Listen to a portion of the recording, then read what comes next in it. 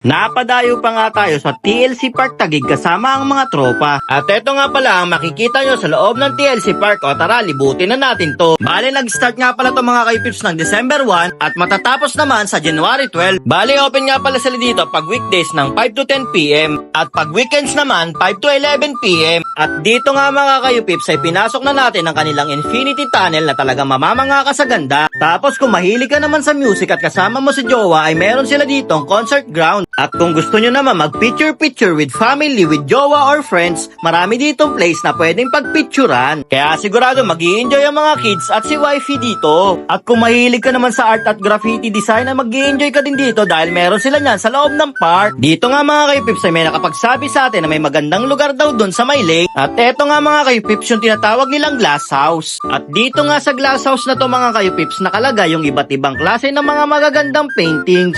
At dahil food vlogger nga